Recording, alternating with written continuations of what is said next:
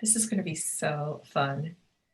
All right, it says we're live on YouTube, preparing to stream.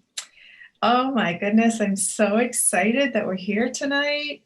Oh my gosh, this is going to be awesome. We're streaming live on YouTube for the first time. The first time! All right, excellent. Welcome everybody to 10,000 Things, the podcast with two sisters writing and publishing.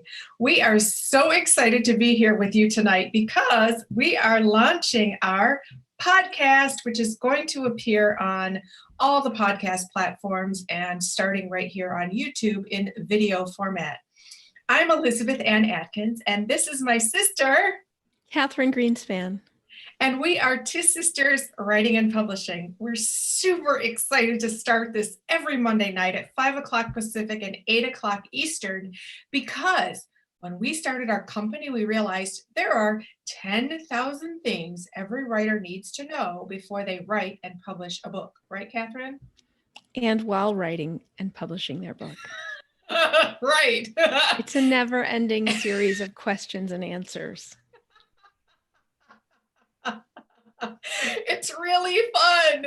So tonight we want to introduce ourselves, tell you why we started doing this, and hopefully inspire you and teach you. So our goal is to provide valuable information that can help you on your writing journey and help you tackle the tasks of writing and publishing and promoting and all that good stuff in a way that feels sane and fun and prosperous and influential in a positive way. Right, Catherine? That's right. So, do you want to talk about your very first book that you wrote? The Lion Trainer and Sally. Oh, I wish I had it handy, but yeah, I wrote The Lion Trainer and Sally when I was 5. I took a piece of construction paper and made the cover and the back cover, and I even made a copyright page. My publisher was Catherine Atkins. I love it. And you kind of had a typo, right? Yeah, I had a typo in lion. So years later, when I looked at it, it was actually The Loin Trainer and Sally.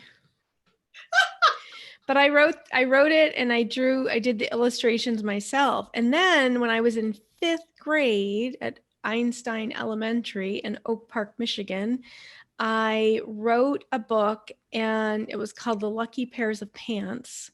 And I did the illustrations and I made the cover and I sewed it together. It was with contact paper and it actually got entered into the Oakland County Young Authors Fair. So I got to go to this fair at Oakland University when I was 10 years old as the author of The Lucky Pairs of Pants.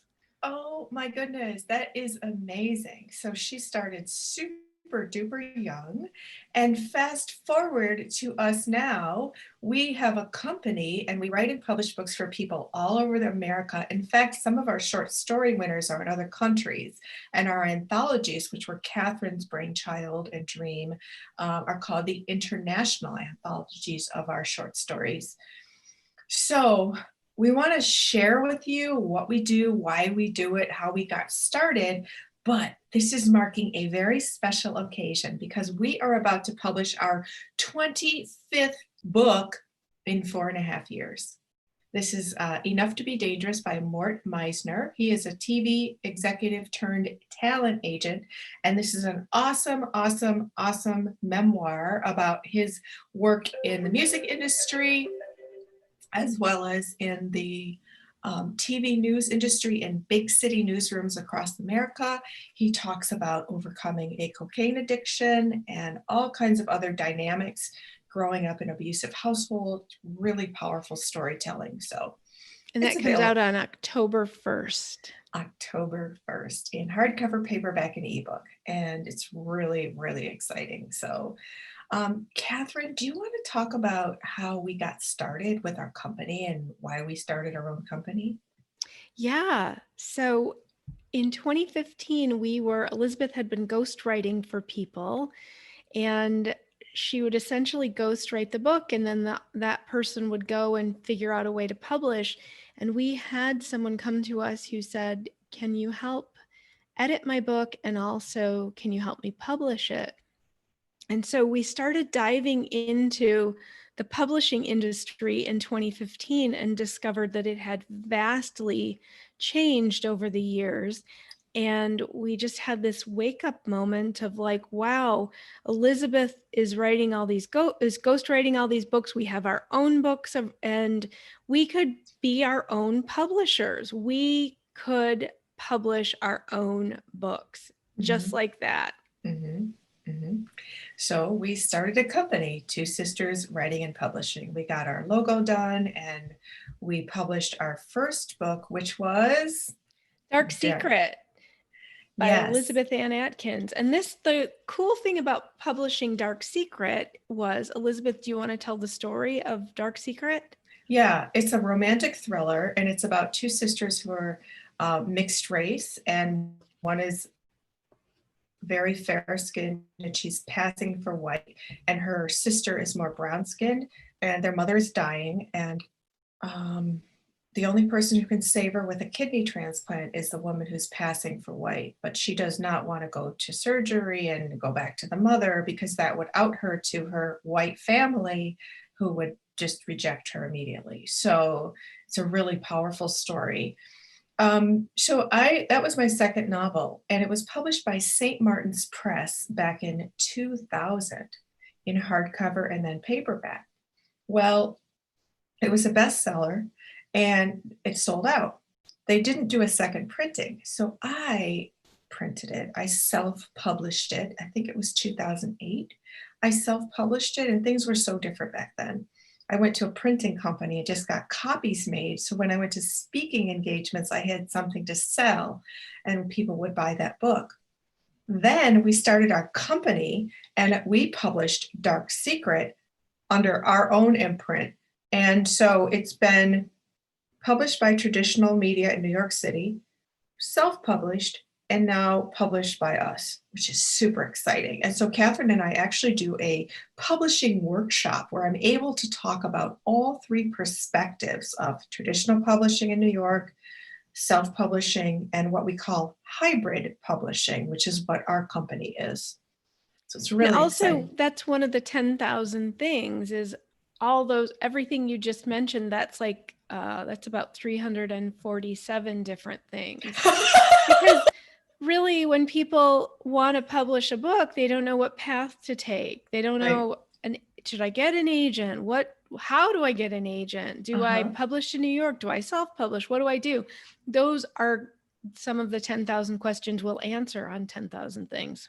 Yes, isn't that a cool name? We just love it because, I mean, even today I'm learning new things, and Catherine and I have different skill sets, and so we share the learning curve together. So our story is actually rooted in our parents' story. And our parents' story is so unique that people kept telling our mother to write a book. So our mother finally wrote her book. It's called The Triumph of Rosemary, a Memoir by Judge Marilyn E. Atkins.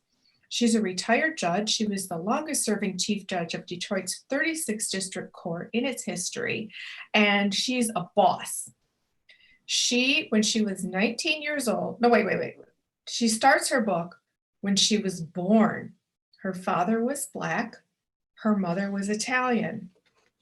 The Italian family said, we're not going to have any N-word babies in our family. She was put into foster care. She was adopted by a Black family. This was 1946 in Detroit.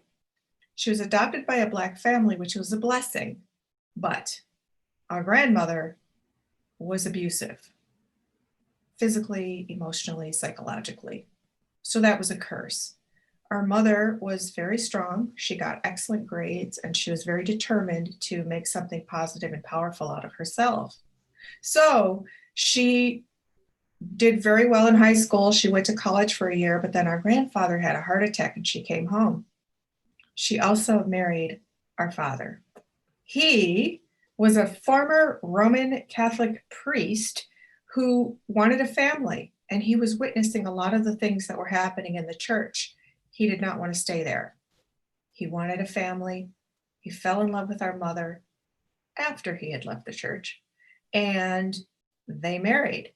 And then I came along the summer of 1967, the summer that the Supreme Court had Loving versus Virginia to strike down laws in 16 states that made it illegal to marry across the color line when they got married. Before that, summer of 1967, race riots, Watts, Newark, Detroit. Summer of 67, the love-in in San Francisco. All these things were happening. And so I came along as a symbol of all of that, and I write about it in my book. Our father baptized me in the hospital room. He also baptized Catherine, who came a year later, and he asked God to make me a princess of peace to help cultivate unity. And so Catherine and I grew up looking like we look. We are mixed race, but most people don't look at us and know that immediately. And so Catherine and I had different experiences as white looking mixed race children in a Black or white world. And so Catherine, as a result of some of the experiences we had in elementary and middle school, she actually wrote in graduate school a series of young adult novels called the Veronica series. Because one day a boy said, "I heard your mom's Black." And so she created a character named Veronica, and a boy says that to her in the story. And then she has another book about navigating the tricky terrain of boys. Veronica talks to boys. And then she has another one about how Veronica experiences racism with her friend's family, and it's called Race Home Veronica. Beautiful covers. The graphic design is just gorgeous. 3-part series, little girls, adolescents really, who read her book of every background say they love her books because they talk about being independent, finding your strength, and finding your power in the pain. And so that's what Catherine and I did, because we didn't know anybody like us. Nobody. Mixed race, white looking, interracial family. The dad has silver hair, so people think he's our grandfather. You know, kids saying stuff like, "You look like you stuck your finger in a light socket," because I had super frizzy hair. And Catherine's, how do you describe your hair, pal? I looked like Cousin It from the Addams Family.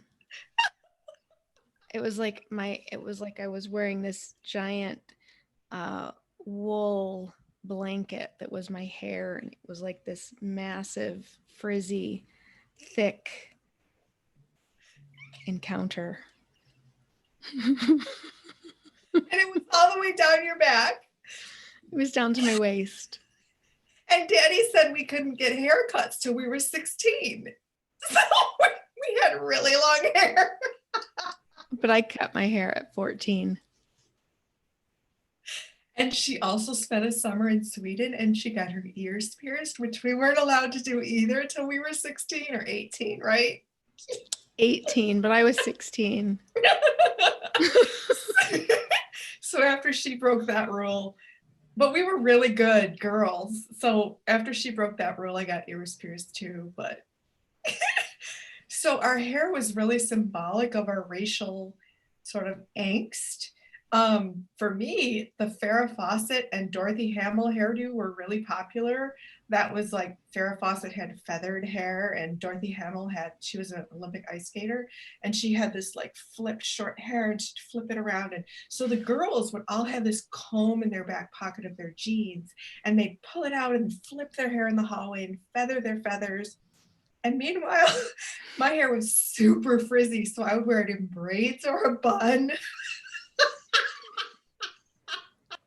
And I wanted Farrah Fawcett hair so bad. But then girls started to get perms. And then suddenly my hair like got a little more cooperative in the curl department. And girls were like, "Oh, you're so lucky. You don't have to get a perm. You already have curly hair." So, and then Catherine's hair texture changed as well as we got older. It's so interesting. But the point is that Catherine and I did not have a Barack Obama, a Tiger Woods, a Mariah Carey, a Derek Jeter. There were no mixed race, Halle Berry, no mixed race people to look up to and say, oh, they're like me. And then when we got to college at the University of Michigan as English majors, and we started reading books about mixed race characters, they were all the quote tragic mulatto. First of all, the word mulatto comes from the word mule, and it comes from slave times, and it's really derogatory. So first, that word doesn't even work for us. And then the word tragic means that mixed race kids were often too black to be white, too white to be black, and just kind of stuck in the middle, tormented. And that's not us. We've had an awesome life and beautiful family experience. So Catherine and I literally wrote ourselves into American literature by writing books inspired by our experience with our family. And so Dark Secret is one of those, and her Veronica series is that as well. And the And Veronica series is all fiction. Veronica's a fictional girl. She's like a hindsight 2020 version of myself, the badass girl I wish I could have been. oh, wow. Did you say the 2020 version of yourself? The hindsight is 2020 version of myself. Oh, wow. That is powerful. That's like a book title. Wow. Yeah. So we wrote our stories and we published them and we made our perspectives known. But before it was really vogue, or it's much more common now, but when we were writing these, and I started writing when I was at the Columbia University Graduate School of Journalism. I wrote my master's thesis on being mixed race. And then I covered race for the Detroit News, and I was on all kinds of TV shows like Montel, and I was on NPR radio. And anyway, what happened is we organically began to attract people with against the odds success stories with powerful and inspiring messages about race, diversity, inclusion, and overcoming the odds. Catherine, do you want to talk about some of our clients? Sure. So after we published Elizabeth's Dark Secret, the second book we published was by Dr. Herman Williams, who really has a triumphant against the odds story. His book is called Clear: Living the Life You Didn't Dream of. And that's literally his chest x-ray. That device is keeping Herman Williams alive. He had a cardiac incident when he was 31 years old. He was an orthopedic resident in Seattle. He was playing basketball with a bunch of anesthesiology residents, and he dropped dead. And they resuscitated him, kept giving him CPR on the basketball court until the ambulance arrived, only to discover that the ambulance's defibrillator was broken. So they continued to give him CPR till the second ambulance came. Long story short, Herman had this device implanted in his body, but because it was electrically charged, he no longer could become an orthopedic surgeon, which was his dream. So he had to reinvent himself. And not only did he reinvent himself as a very successful executive in healthcare, he created what's called the kindness scale. So his book is not just his story of triumph, but his story about the levels of kindness that we can all do unto others. And actually, Herman had another cardiac incident while the book was coming out. He was in the Delta Airlines lounge Yeah. at the Nashville airport, and he again dropped to the floor, and a total stranger performed CPR, and Herman and this guy are now really big buddies, and another woman stepped in to help. And I mean, it's like these people Herman is surrounded by people living his kindness scale without his even it just attracts people to him. So that's an amazing book. That was the second book, the first book of someone else's that we published. And then the third book we published was for the former mayor of Detroit, Dennis Archer. It's his autobiography. And of course, he has a long history of, he was on the Michigan Supreme Court. He was the mayor of Detroit for 2 terms. A lot of the things that he did in the 90s for Detroit, he set into place so that Detroit can now be the shining star that it is today, because those things take time. So, and then we published our mother's book, and that we published 7 books in our first year. Yes, we were working around the clock. And in our second year, so when we first started our company, I'm a short story writer.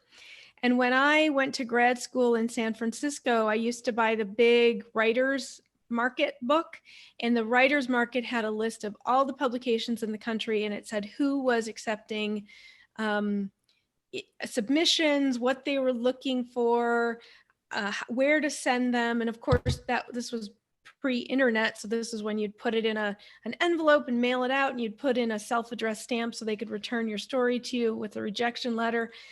And I realized that when we started our company, we had the opportunity to showcase authors, either up and coming authors or first time authors or established authors, and their short stories. So in the summer of 2017, we started our contest, short story writing contest. And every month we hold these contests on our website. And so the winners from 2017 and 2018 are in our first anthology featuring international writers. All of these are themed stories. So there's a lot of magical realism. There's spy, there's romance, there's all kinds of good stuff in this one. And then the second year we published the winners in their second anthology. We're in the process of publishing the third anthology, but we'll save that exciting news for another podcast. But the third anthology is in the works. And of course, people have been winning left and right in 2020 for our fourth anthology. So it's super fun. And I love when we send them the email saying, congratulations, your story is the winner, when they say, oh my God, this is the first time I've won something. This is my first published story. So it's super fun. And we have poems this year. Last year we had a couple of plays. It's very fun, very fun. Mm-hmm. It's so awesome to hear. Like one time, this older gentleman who won, he was in New England. He wrote us this beautiful email saying, in this world of millennials and young people, he often didn't feel heard or seen. And it was so touching to get his email to say, thank you, that we acknowledge his talent and his story. And it was like, you can't put a price tag on anything like that. It's so beautiful and so fulfilling.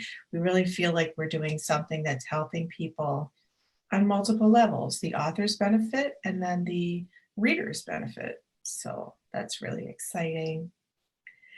And then we also had the privilege of publishing this book by the first Black president of the American Red Cross. He served as the interim president after Elizabeth Dole.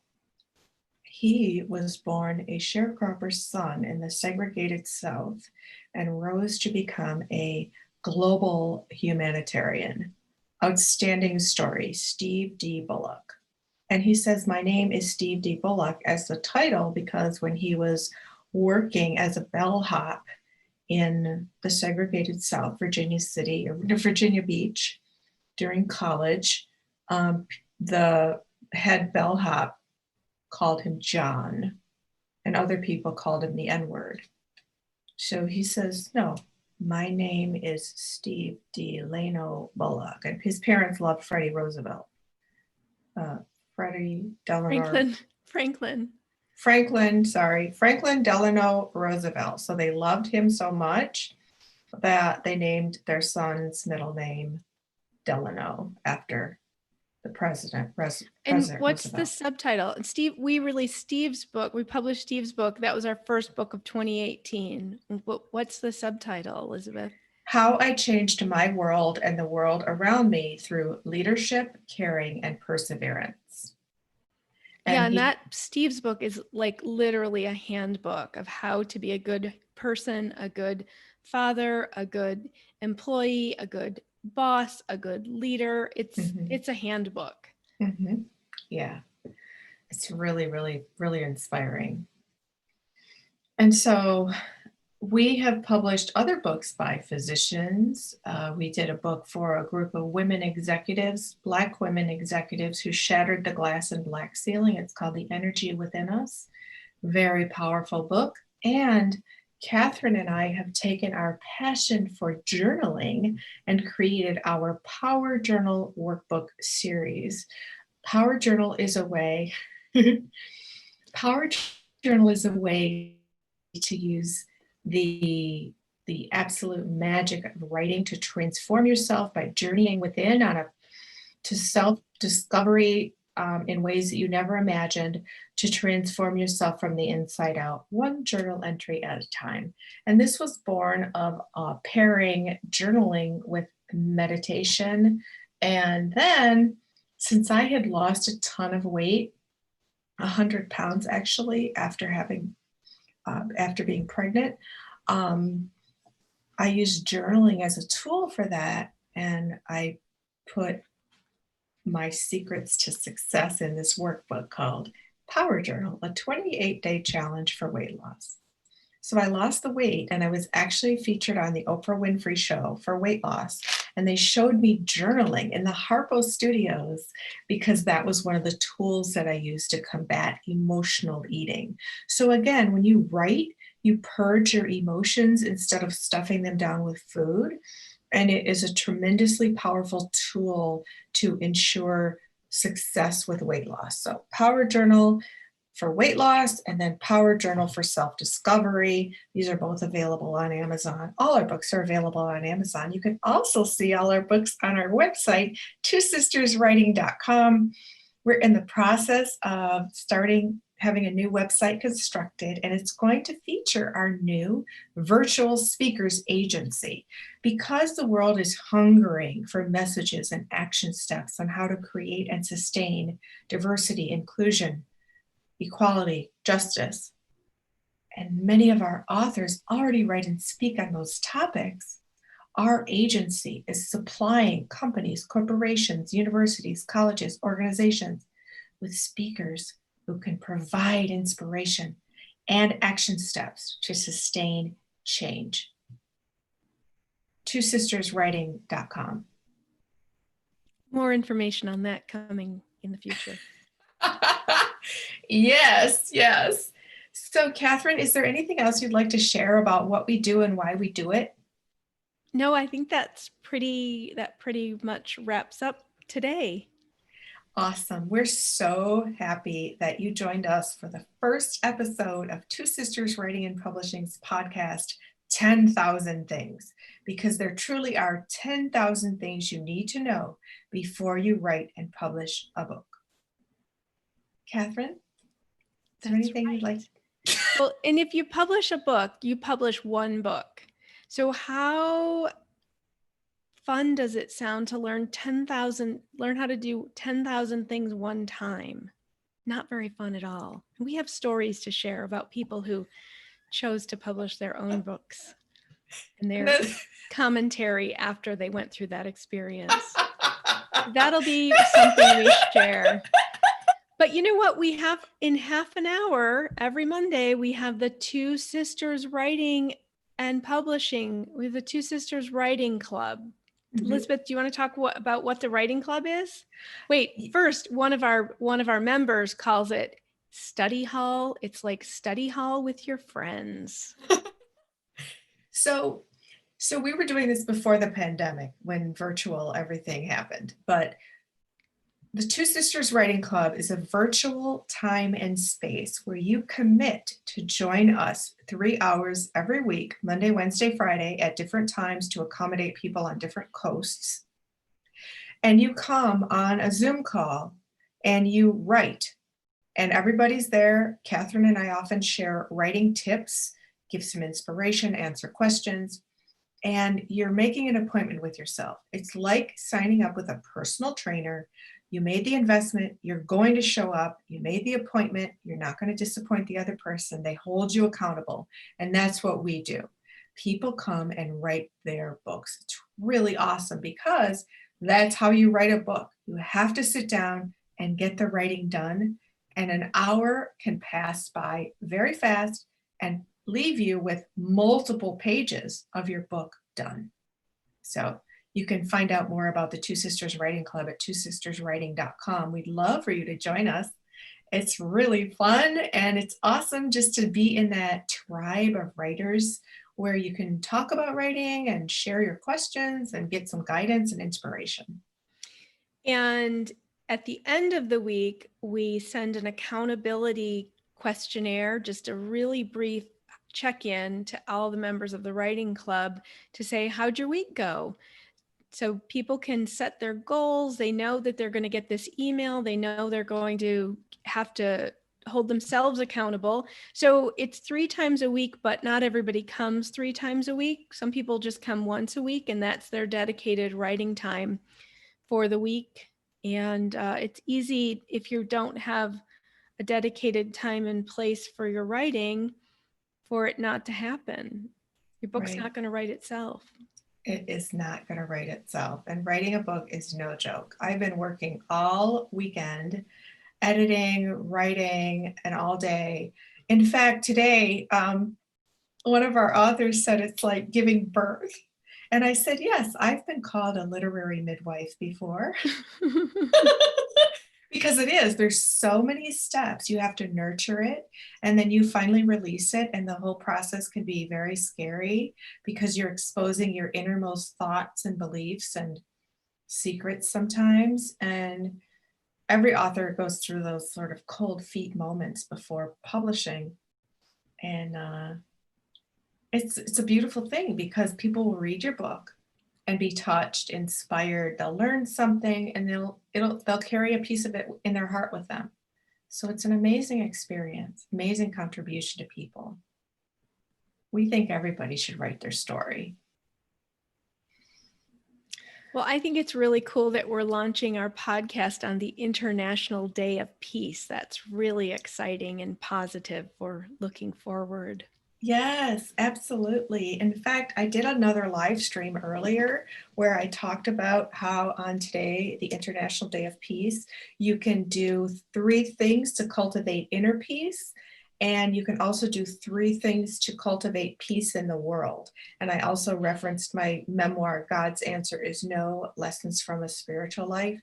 It's spiritual, not religious. And it talks about meditation and journaling and some of the other things I shared in my other live stream, which you can check out here on the channel to learn how to feel peaceful, because we all want to feel that. And the world is so bizarre right now. We all need as much peace as we can get, and we all need to share it with each other. So awesome.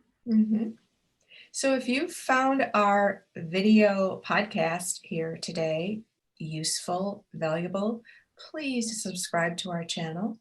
Like the video, share it with somebody that it can help, especially if they're trying to write a book or if they love to read.